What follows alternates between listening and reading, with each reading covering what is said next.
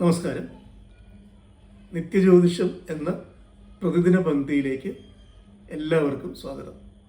ഓരോ ദിവസത്തെയും പഞ്ചാംഗ വിഷയങ്ങളും മുഹൂർത്ത വിഷയങ്ങളുമാണ് ഇതിൽ ഉൾക്കൊള്ളിച്ചിട്ടുള്ളത്. ഇന്ന് 2025 ജൂൺ മാസം 8-ാം തീയതി ഞായറാഴ്ചയാണ്. ഇന്നത്തെ കലിദിന സംഖ്യ 18,72,369. ഇന്ന് കൊല്ലവർഷം 1200-ാം ആണ്ട് ഇടവമാസം 25-ാം തീയതിയാണ്. ശകവർഷം 1947 ജ്യേഷ്ഠമാസം 18-ാം തീയതി. തമിഴ് മാസം വൈകാശി 25. ഇന്നത്തെ നക്ഷത്രം ചോതി നക്ഷത്രമാണ്. ചോതി നക്ഷത്രം ഉച്ചയ്ക്ക് 12:43 വരെയുള്ളൂ. അത് കഴിഞ്ഞാൽ അടുത്ത നക്ഷത്രം, അതായത് വിശാഖം നക്ഷത്രം തുടങ്ങുകയാണ്. ഇന്നത്തെ തിഥി ശുക്ലപക്ഷ ദ്വാദശിയാണ്. സൂര്യോദയ സമയത്തെ തിഥി ശുക്ലപക്ഷ ദ്വാദശിയാണ്. അത് കുറച്ച് സമയത്തേക്കേ ഉള്ളൂ. രാവിലെ 7:18 വരെ ശുക്ലപക്ഷ ദ്വാദശിയുള്ളൂ. അത് കഴിഞ്ഞാൽ ത്രയോദശി തിഥിയായിരിക്കും. ഇന്നത്തെ കരണം പുലിക്കരണമാണ്.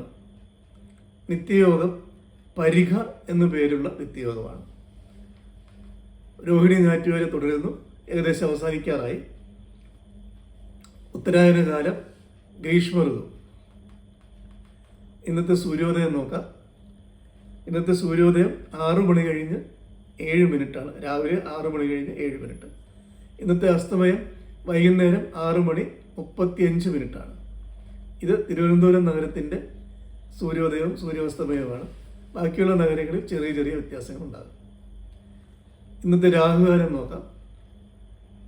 ഇന്നത്തെ രാഹുകാലം വൈകുന്നേരം 5:02 മുതൽ 6:35 വരെയാണ്. നമ്മൾ കലണ്ടറിൽ നോക്കുകയാണെന്നുണ്ടെങ്കിൽ 4 തൊട്ട് 6 എന്നായിരിക്കും രേഖപ്പെടുത്തിയിട്ടുള്ളത്. ഇത് സൂക്ഷ്മപ്പെടുത്തിയിട്ടുള്ള രാഹുകാലമാണ്. ഇതാണ് നമ്മൾ യഥാർത്ഥത്തിൽ ഫോളോ ചെയ്യേണ്ടത്.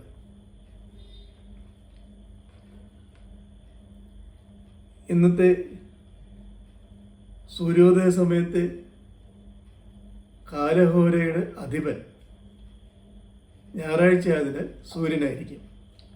അതിനുശേഷം ഓരോ മണിക്കൂർ ഇടവിട്ട് കാലഹോരാധിപന്മാർ മാറിക്കൊണ്ടിരിക്കും.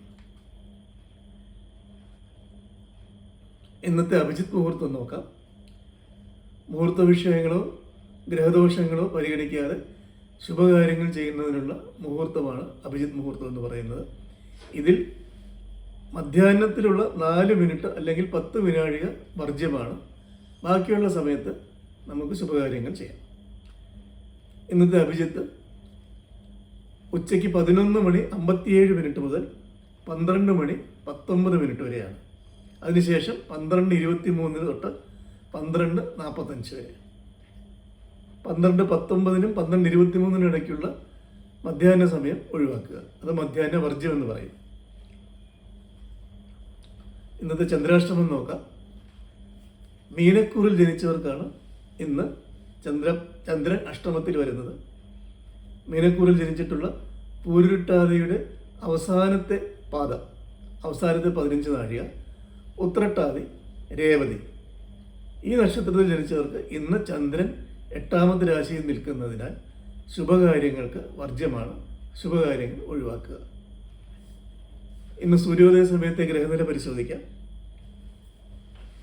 മേടത്തിൽ ശുക്രൻ, ഇടവത്തിൽ സൂര്യൻ, മിഥുനത്തിൽ ബുധനും വ്യാഴവും, ചിങ്ങത്തിൽ ചൊവ്വയും കേതുവും, തുലാത്തിൽ ചന്ദ്രൻ, വൃശ്ചികത്തിൽ ഗുളികൻ, കുംഭത്തിൽ രാഹു, മീനത്തിൽ ശനി. ഇതാണ് ഇന്നത്തെ ഗ്രഹനില. നമ്മൾ ഭാവങ്ങളെപ്പറ്റി കഴിഞ്ഞ ദിവസങ്ങളിൽ പറയുകയുണ്ടായി. അവസാനത്തെ 3 ഭാവങ്ങളെ പറ്റി ഇന്ന് നമുക്ക് ചിന്തിക്കാം. 9-ാം ഭാവത്തിനെ പറ്റി പറഞ്ഞു. 10-ാം ഭാവങ്ങളിൽ നമ്മൾ ചിന്തിക്കാനുള്ള കാര്യങ്ങൾ ദേവാലയങ്ങൾ, വഴികൾ, വഴിയമ്പലങ്ങൾ, നഗരം, സഭ, ദാസ്യം, ആജ്ഞകൾ, വ്യാപാരങ്ങൾ, നിദ്ര, കൃഷി, കർമ്മം, ജീവനം, യശസ്, വിജ്ഞാനം, വിദ്യ എന്നീ കാര്യങ്ങളാണ്. 10-ാം ഭാവത്തിന് സാധാരണ പറയുന്നത് കർമ്മസ്ഥാനം എന്നാണ്. കർമ്മസംബന്ധമായിട്ടുള്ള എല്ലാ കാര്യങ്ങളും 10-ാം ഭാവത്തിനെ പറ്റിയും 10-ാം ഭാവാധിപതിയെ പറ്റിയും 10-ാം ഭാവത്തിലേക്ക് ദൃഷ്ടി ചെയ്യുന്ന ഗ്രഹങ്ങളെ പറ്റിയും അതിൻ്റെ കാരകഗ്രഹത്തിനെ പറ്റിയും സൂക്ഷ്മമായിട്ട് ചിന്തിച്ചതിന് ശേഷം വേണം ഒരഭിപ്രായത്തിലെത്താൻ. അടുത്തത് 11-ാം ഭാവമാണ്. 11-ാം ഭാവത്തിന് ലാഭസ്ഥാനം എന്നാണ് പറയുന്നത്. 11-ാം ഭാവം കൊണ്ട് ചിന്തിക്കേണ്ട കാര്യങ്ങൾ ഇഷ്ടസാധ്യങ്ങൾ, മൂത്ത ജ്യേഷ്ഠന്മാർ, മുതിർന്ന മക്കൾ, ഇടത്തെ ചെവി, ലാഭം എന്നീ കാര്യങ്ങളാണ്. ഏറ്റവും അവസാനത്തെ ഭാവമാണ് 12-ാം ഭാവം. പൊതുവെ വ്യയസ്ഥാനം എന്നാണ് ഇതിനെ പറയുന്നത്. അത് 12-ാം ഭാവം കൊണ്ട് ചിന്തിക്കേണ്ട കാര്യങ്ങൾ പാപം, നാശം, വീഴ്ച, സ്ഥാനചലനം, നഷ്ടം. ഈ കാര്യങ്ങളാണ് 12-ാം ഭാവം കൊണ്ട് ചിന്തിക്കേണ്ടത്. ഇന്നത്തെ നിത്യജ്യോതിഷം ഇവിടെ അവസാനിക്കുന്നു. എല്ലാ ദിവസവും രാവിലെ അതാത് ദിവസത്തെ പഞ്ചാംഗ വിഷയങ്ങളുമായിട്ട് വീഡിയോ അപ്ലോഡ് ചെയ്യുന്നതായിരിക്കും. നന്ദി, നമസ്കാരം.